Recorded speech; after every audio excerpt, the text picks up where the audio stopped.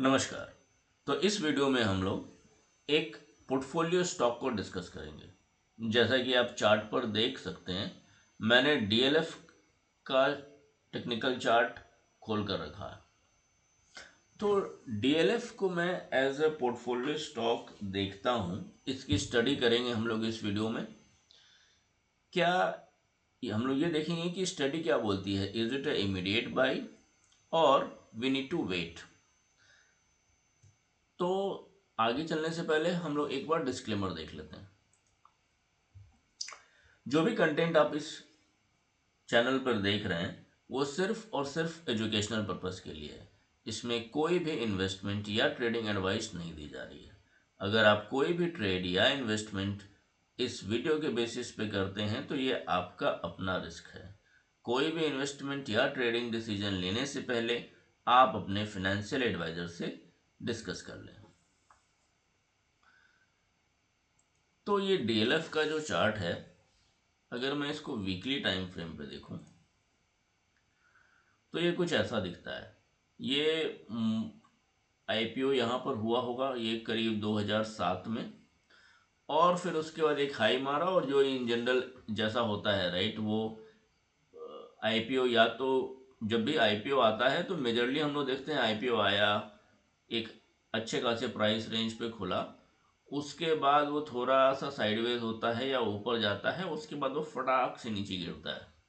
ये अक्सर आप बहुत सारे आईपीओ के साथ देखेंगे।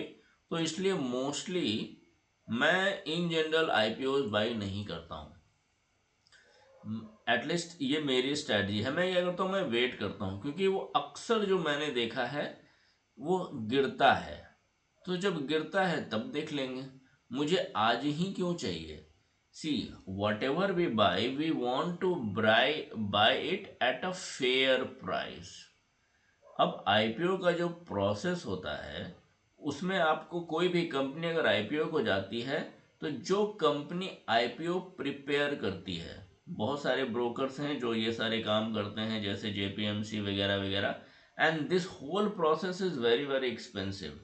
जो कंपनी आपके आईपीओ लाने में मदद करती है उस company definitely has lot of wants to, अगर आईपीओ वो लाएगी तो आपकी बहुत सी अच्छी सी चीज़ें वो दिखाना चाहेगी, वो दिखाएगी कि आप ये हैं वो हैं। तो वहाँ पर ये सारी चीज़ें करने के चक्कर में वो बहुत पैसा डिमांड करती है। तो इस केस में this is an expensive procedure itself, and that's why ये अक्सर, जो मेरी अंडरस्टैंडिंग है उसके हिसाब से मैं बता रहा हूँ, ये एक हाई प्राइस पे लिस्ट होता है। और उसके बाद वो, क्योंकि उसके साथ 6 महीने का टाइम पीरियड होता है, जब तक जो आपने अगर कोई आईपीओ से पहले अगर कोई शेयर होल्ड कर किया होता है तो वो 6 महीने तक बेच नहीं सकता है। तो 6 महीने होने के बाद अगर आप देखेंगे, मेरे ख्याल से मैंने टाइम तो देखा नहीं है, इसमें मैं देखता हूँ ये जुलाई में लिस्ट हुआ था 2007 में, और जैन मतलब देखो 6 महीना पूरा होते होते, बिकॉज जो लोग इक्विटी होल्ड करते होंगे प्रायर टू आईपीओ, उन उनको 6 महीना तक वो बेच नहीं सकते हैं, ये रूल है। तो उसके बाद आप देखिएगा कि जैसे ही वो ख़त्म हुआ, सब ने क्या किया, चूंकि उन लोगों ने अनलिस्टेड स्पेस से खरीद रखा होगा, या फिर अगर वो कंपनी के एम्प्लॉय थे या शेयर होल्डर थे या इन्वेस्टर्स थे, तो उनके पास प्राइवेट मतलब उनके पास इक्विटीज़ होती हैं जो अनलिस्टेड होती हैं, तो वो लोग बेच बाच के यहाँ पे निकल जाते हैं। तो इसी के लिए IPO is mostly listed at a higher price. This is my understanding of all process, because एक कंपनी के साथ मैं भी इन्वॉल्व था। जस्ट अ डिस्क्लेमर, मैं जिस कंपनी में था उसके भी आईपीओ की प्रिपरेशन हो रही थी, and because of that I know certain things. Okay, अभी हम लोग यहाँ पर है। मेरा पर्पस ये नहीं था डिस्कस करना कि आईपीओ का क्या प्रोसेस है वगैरह, but it just that because I saw this in the chart, I thought that it is good that I discuss that here. Okay, तो अभी के लिए हमने ये देखा है कि आईपीओ इसका हुआ, और उसके बाद वो एक जैसा मैं बोलता हूँ, अक्सर आप ये देखोगे कि उसका टाइम पीरियड कुछ इसी के पास रहेगा, 6 महीना के आसपास, उसके बाद ही कुछ होता है। तो ये गिरावट हमने देखी। अब ये जो गिरावट आई काफ़ी स्टीप आई क्योंकि लोगों ने बेच बाच के निकल गए, और उसके बाद ये एक स्टॉक जो है काफ़ी सदमे में, ऐसा देख के लगता है काफ़ी सदमे में रहा, ये उभर ही नहीं पाया। राइट, ये एक मतलब कई साल, अगर मैं इसको बोलूँ 2007 में ये लिस्ट हुआ है, उसके बाद ये अगर इसके हाई को क्रॉस करना है तो ये कब किया है, 2023 में, और फिर ये उसी के आसपास फिर से आ रहा है। तो 2023 2007, 7 6 13, करीब 16 साल तक ये उसी रेंज में रहा है। बट स्टिल इसकी जो पीड़ा है, इसका पेन अभी भी ख़त्म नहीं हुआ है, और ये फिर से नीचे आ रहा है। अब ये नीचे आ रहा है या आ चुका है जितना आना था, अभी इसको क्या करना चाहिए? अभी इस पे मेरी जो स्टडी बोलती है नथिंग डूइंग, कुछ नहीं करने का। Okay, it's a time to wait. और कितना, अगर ये 100 रुपया या 120 रुपया अगर नीचे आ जाता है ना, करीब 440 के आसपास, उसी के रेंज में आसपास, then probably we can talk about कि हाँ ये इसको, इसमें क्या करना चाहिए। उसके बाद अगर इसमें तेजी अगर मिलती है तो इस ये एक अच्छा बेट हो सकता है, क्योंकि ये एक अच्छा बेस बना रहा है। और इस बेस के बाद अगर ये यहाँ पर सपोर्ट लेता है, मैं एक बार फिर से वो प्राइस बोल दूं, करीब करीब 440 के आसपास।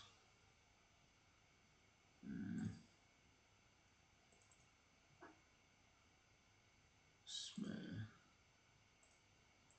कोऑर्डिनेट्स, सो अराउंड 440 के पास अगर ये आ जाता है तो this will be, can be a good bet. But हम लोग उसको उस वक्त देखना पड़ेगा। अभी मैं बस इसको इसलिए बता रहा हूँ सो दैट हम लोग इसको अपने वॉच लिस्ट में डाल सकते हैं। Is it an immediate by? ऐसा नहीं लगता है मुझे, लेकिन हाँ, थोड़ा वेट अपन लोग कर सकते हैं। एक बार अगर ये यहाँ पे सपोर्ट ले लिया, और आपको जैसे में हम लोग निफ्टी की जो डिस्कशन कर रहे हैं, उस पर जो एनालिसिस कर रहे हैं, हमने ये बोला है कि निफ्टी का बॉटम अभी बना नहीं है। बट अगेन जब वो बनेगा उसके बाद 50K की तैयारी हमें करनी है। राइट, तो अभी निफ्टी में अभी पेन है। निफ्टी में अगर पेन है तो डीएलएफ में भी हो सकता है, कोई दिक्कत नहीं है। राइट, तो यहाँ पर हम लोग ये देख रहे हैं कि डीएलएफ ने एक बेस बनाया है, काफ़ी दिन तक स्ट्रगल करा है, उसके बाद वो बाहर निकलने की कोशिश करी है। बट अगेन अगर वो यहाँ पर आकर सपोर्ट ले लेता है, जो लेवल मैंने मार्क किया है 440 का, तब हम लोग इसको देखेंगे कि बाई करना है या नहीं। और डीएलएफ एक अच्छी कंपनी है, जहाँ तक मेरी अंडरस्टैंडिंग है। गुरुग्राम में इसका जो साइबर सिटी हब है, आई थिंक मैं नाम शायद सही बोल रहा हूँ, मैं एक बार देख लेता हूँ। साइबर सिटी हब ऐसा कुछ नाम है, साइबर हब, सॉरी सिटी नहीं है, DLF cyber hub. Okay, cyber city, ठीक है, मतलब दोनों ही बोलते हैं इसको, जो भी इसका नाम है। मैं यहाँ पे पर्सनली गया हूँ, 2 बार मैं जा चुका हूँ, and this is a wonderful place. तो उसी के लिए मैं ये एक चीज़ कह सकता हूँ कि I mean in terms of the जो इंफ्रास्ट्रक्चर और जो वो एरिया है, काफ़ी अच्छे तरीके से डेवलप किया गया है। और इनफैक्ट गुरुग्राम में इसने बहुत सारे अच्छे रेसिडेंशियल बिल्डिंग्स भी बनाए हैं डीएलएफ ने, which is commendable. That's why I can say that this is definitely a good company as per my understanding of overseeing overall structure and the work that this company has done. तो मोटा मोटी ये अच्छी company है। अगर इसको हम analysis करते हैं यहाँ पर, तो अभी के लिए this has been a falling comet, ये डायरेक्टली गिरे जा रहा है। Around this has been around 4%, ये तो डेली है। बट अभी on chart this is showing a huge downfall at least. यहाँ पे एक इम्पॉर्टेंट चीज़ है कि ये कंपनी कोई छोटी मोटी कंपनी नहीं है, it is a market leader in its space. तो ये कल को दिवालिया हो जाएगी, ऐसी सोच हम लोगों को नहीं रखनी चाहिए, राइट। आई मीन मोस्टली होने को कुछ भी हो सकता है, राइट। रिलायंस की बहुत बड़ी कंपनी है, और जो उसकी छोटे भाई की है अनिल अंबानी की, वो दिवालिया हो गई, क्या कर लिया हमने, कुछ नहीं कर सकते हैं। But mostly because this is a market leader and we have seen the work of this company in a Gurugram, we can, I mean, it appears that we can trust this company. Okay? And the other follow up companies are, the run up companies are Lodha developers, and there are others, right? Then, one important aspect that I want to highlight here is यहाँ पर अगर हम लोग इसकी share holding देखते हैं, तो share holding अगर मैं देखूं FII की, फेयरली कांस्टेंट रही है, 1-2% ऊपर नीचे हुआ है, विच इज़ फाइन, इतना कुछ ज़्यादा फ्लक्चुएशन नहीं हो रही है। तो FII इसको एक अच्छा खासा स्टेक होल्ड करते हैं। DII का भी जो होल्डिंग है वो मोर और लेस कांस्टेंट है, राइट, कुछ ज़्यादा है नहीं, 5-6% के आसपास ये घूम रहा है, और FII ने काफ़ी अच्छा परसेंटेज उसको होल्ड कर रखा है। एवरेज मैं बोलूँ तो करीब 15%। म्यूचुअल फंड में मैं देखूँ तो म्यूचुअल फंड में देखो यहाँ पे दो जनवरी 2026, इसमें जो परसेंटेज चेंज है लोगों ने अभी ऐड किया है, this is what it appears. पता नहीं क्यों ऐड किया है, बट मैं तो, जो मेरी स्टडी बोलती है, अभी तुरंत ऐड करने के लिए तो मैं नहीं देख रहा हूँ, बट ठीक है, मतलब ये जनवरी में लोगों ने ऐड किया है। जनवरी का मतलब है आज मैं अगर मार्च में बना रहा हूँ तो 2 महीने पहले ऐड किया है, और तब से मार्केट फॉल कर रहा है। एनीवे, ओके, तो इन माय अंडरस्टैंडिंग कि इसको अभी और फॉल कर सकता है, और जो हमने लेवल डिस्कस करा है वहाँ पर एक बार आ जाए तो we can rediscuss it कि अभी क्या करना चाहिए। बट फिलहाल के लिए I mean no action as of now, क्योंकि ये गिरे जा रहा है। और बट म्यूचुअल फंड ऐड कर रही है। See one of the thing that mutual fund has, कि उनके पास पैसा बहुत है, और उनको इन्वेस्टमेंट करना ही है किसी किसी चीज़ों में। क्यों? क्योंकि ये गवर्नमेंट के रेगुलेशन है कि आप इससे ज़्यादा कैश में नहीं रह सकते, you can not sit on a liquid cash apart from this much percentage. तो उनको कहीं ना कहीं तो इन्वेस्ट करना ही होता है, probably that might be the reason, and may be each each of the mutual funds, they have their own experts, and they might differ in opinions, and they are doing something whatever they are doing, but that's how I see it। Mutual fund को directly mindlessly copy करते हैं बहुत सारे लोग। मैं ये इस video में ये सारी डिटेल इसलिए बता रहा हूँ क्योंकि कुछ लोग की स्ट्रेटजी होती है, और इनफैक्ट बहुत सारे यूट्यूब पे भी अगर आप देखोगे तो वो बोलते हैं कि भाई म्यूचुअल फंड में इन्वेस्ट नहीं करो। क्यों? क्योंकि एक्सपेंस रेशियो होता है आपका, ऑलरेडी बहुत सारा प्रॉफिट है वो उसमें चला जाता है, अपने फी में AMC काट लेती है, because they are doing maintenance, rebalancing of the stocks and all that, that is true. But still if you try, and they also suggest कि ठीक है हम उसमें इन्वेस्ट नहीं करेंगे, पर उनके जो स्टॉक्स हैं उनमें हम लोग क्योंकि वो दिखता है यहाँ पर, तो we can invest our sales. अब इसका देखो ड्रॉबैक ये है कि एक तो जो वो रीबैलेंसिंग करते हैं आप उतना ट्रैक कर नहीं पाओगे। द सेकेंड पार्ट इज कि भले वो एक्सपेंस रेशियो काटते हैं, पर उसको हम ब्लाइंडली कॉपी करेंगे, जैसा यहाँ पर मैं एग्जांपल से दिखा रहा हूँ। जैसे DLF उन्होंने ऐड किया, आप भी ऐड करोगे। अब DLF मान लो गिर जाए 10%, अब आप रोने लगोगे। 20% गिर जाए तो भाई जिंदगी बर्बाद हो गई। तो मैं इसलिए कह रहा हूँ कि ब्लाइंडली कॉपी नहीं करना है। हम लोग देख सकते हैं, जैसे मैं आपको बता रहा हूँ, क्योंकि मैं ये सब इन जनरल मैं इतना चीज़ नहीं देखता हूँ कि भाई कौन सा म्यूचुअल फंड ऐड किया है। ये मैं इसलिए बता रहा हूँ because this I found a good example of even though mutual funds are adding, but this is not increasing in price, this is still decreasing. और जो मेरी स्टडी बोलती है दिस हैज स्टिल पोटेंशियल, ये 100 या 120 रुपये नीचे जा सकता है।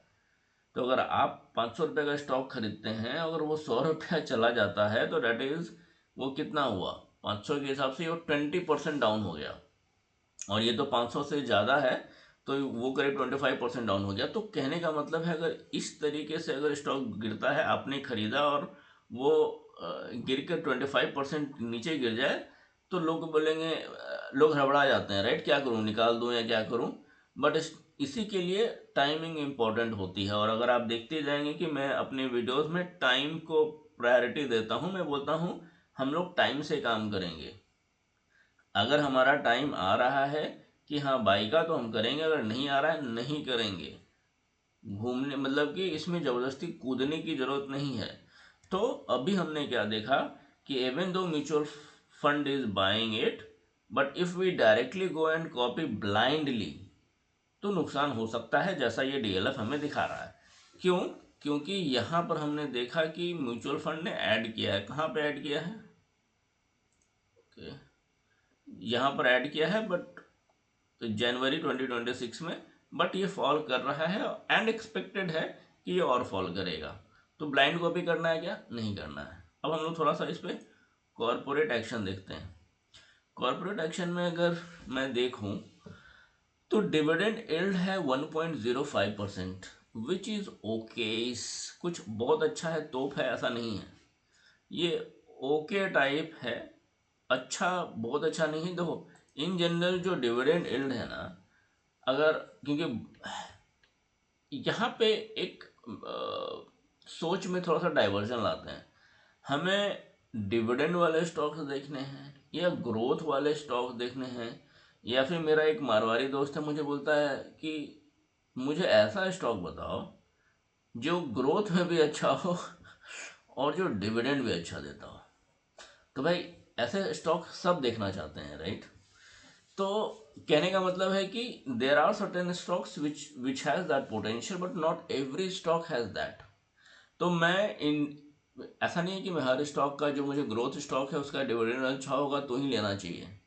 But people have different perspective, and that's the reason why I am showing this, कि अगर आपको स्टॉक किसी पोर्टफोलियो के लिए, अगर हम पोर्टफोलियो के लिए स्टॉक चुन रहे हैं, तो लोग क्या क्या पैरामीटर्स देखते हैं, मैं क्या देखता हूँ, वो मैं आपको चार्ट पे बताऊंगा। बट अगर डिविडेंड यील्ड किसी का क्राइटेरिया है, तो इसका डिविडेंड ओकेइस है, बहुत अच्छा है, ऐसा नहीं है। अगर आपने 100 स्टॉक खरीदिएगा इसका, तो आपको 600 रुपया डिविडेंड में मिलेगा। मतलब कि अगर 1% है, अगर ये 600 रुपये का स्टॉक है, तो आपको 600 रुपया पर ईयर मिलेगा डिविडेंड में, जो बहुत ये नहीं है। बट स्टिल, अगर ये ग्रोथ वाला स्टॉक है, तो हमें देखना क्या चाहिए कि अगर ये ग्रोथ का स्टॉक है, अगर ये 500 से 1000 पहुंच गया, मान लो कि 5 साल में, या 7 साल में, तो फिर बन गया, राइट। वो जो ग्रोथ होगा, that is what we are looking for. तो डिविडेंड यील्ड इन जनरल जो मैंने देखा है, 2-2.5% कंपनी देती है, जिसको अच्छा बोला जाता है। इसका डिविडेंड ओके, मैं बोल सकता हूँ एवरेज है, that is fine, but that is not our criteria of why we invest in a particular company. Okay, अब हम लोग यहाँ पर एक बार देखते हैं। हमने क्या देखा कि ये मार्केट लीडर है, हमने ये देखा कि ये फॉल कर रहा है, हमने ये देखा कि म्यूचुअल फंड इसको ऐड कर रहा है। हम एक चीज़, इसका नेट प्रॉफिट देखते हैं। नेट प्रॉफिट, इसमें कुछ स्टेबिलिटी नहीं दिख रही है। अगर आप देखो तो ऐसा नहीं है कि ये कंसिस्टेंट रिजल्ट दे रहा है ना। अगर ये 2022 में था, उसके बाद ये 2025 में है, तो 2025 में भले ही ये प्रॉफिट पॉजिटिव दिखा रहा है, पर सितंबर 2025 में इसका ज़्यादा था। तो ये कुछ स्टेबल नहीं दिख रहा है in terms of net profit. इसके बहुत सारे कारण हो सकते हैं, एंड मैं उसके बारे में ज़्यादा डिटेल में बात नहीं करना चाहूँगा, because I do not know. There it is very very important that you don't keep it analysing overly. इसमें ओवर एनालिसिस नहीं करना है। क्यों? क्योंकि देखो, बहुत बहुत सारी जो कंपनी है, आपको टैक्स बचाने के लिए वो क्या करेगी कि जो उसको प्रॉफिट आता है उसको री इन्वेस्ट कर देती है। तो उसका क्या डायनेमिक्स होता है, उसके वो लोग क्या करते हैं, there lot of things that they do because they are big big players. तो यहाँ पे क्या डायनेमिक्स है, वो कितने सारे इंफ्रास्ट्रक्चर में ऑलरेडी इन्वेस्ट करके रखा है और कितने सारे प्रोजेक्ट हैं जिसमें वो इन्वेस्टमेंट कर रखा है। But in general what I can say after looking this, ये company because this is a market leader and there lot of positives into it, तो मैं बोलूँगा कि ये कंपनी अच्छी है। बट क्या अभी बाई करना है? नहीं। ठीक है, ये अभी बाई करने लायक नहीं है, हम लोग थोड़ा वेट करेंगे, वी विल सी। एक बार जब ये यहाँ पे आ जाता है ना, वी विल रिविजिट दिस। तो इस वीडियो में मैंने बहुत सारे टॉपिक्स को डिस्कस करा। आईपीओ का एक्सपेंसिव होना, different factors that we see when we buy a portfolio stocks, should we buy DLF now, क्या ऐसा कुछ है? ऐसा कुछ हमें दिख नहीं रहा है। ठीक है, और इसमें थोड़ा सा इंतज़ार करने की ज़रूरत है and then we will see कि आगे हम लोग क्या कर सकते हैं। और इसमें कोई भी रिकमेंडेशन नहीं दी जा रही है कि आपको बाई करना है या नहीं करना है। It just that we are looking at one stock which is DLF for the study purpose. Let's see कि डीएलएफ जो हम लोग बोल रहे हैं वो पूरा करता है या नहीं, and then we can think कि इसके साथ क्या करना है। अभी के लिए इस वीडियो में बस इतना ही। धन्यवाद।